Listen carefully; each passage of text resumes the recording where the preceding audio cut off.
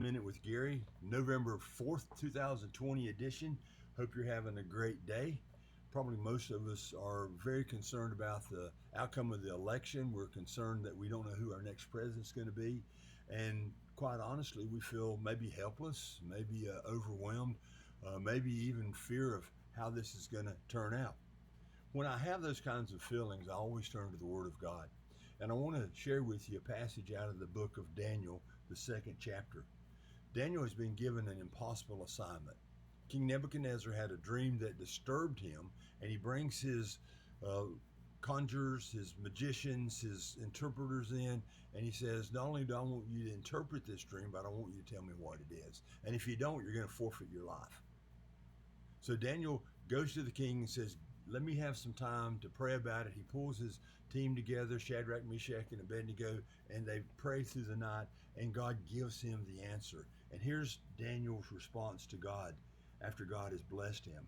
Daniel said in chapter 2, verse 20, let the name of God be blessed forever and ever. For wisdom and power belong to him. It is he who changes the times and the epochs. He removes kings and establishes kings. He gives wisdom to wise men and knowledge to men of understanding. It is he who reveals the profound and hidden things. He knows what is in the darkness, and the light dwells with him. To you, O God, of my fathers, I give thanks and praise, for you have given me wisdom and power.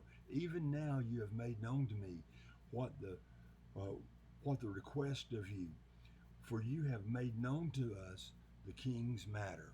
And so God answered their prayer and gave them the wisdom and insight. I think this is a time for us to not fret. I think this is a time for those of us who are Christians to not worry. God is not sitting on a throne wringing his hands. God is the God who establishes kingdoms. He establishes presidents. He establishes governments. He tears them down if he wants to. And so our focus needs to be on God and praying for God to give us wisdom to know how we're to respond in this situation. I really hope this has been beneficial to you. I hope that you have a great day and look forward to meeting with you next week.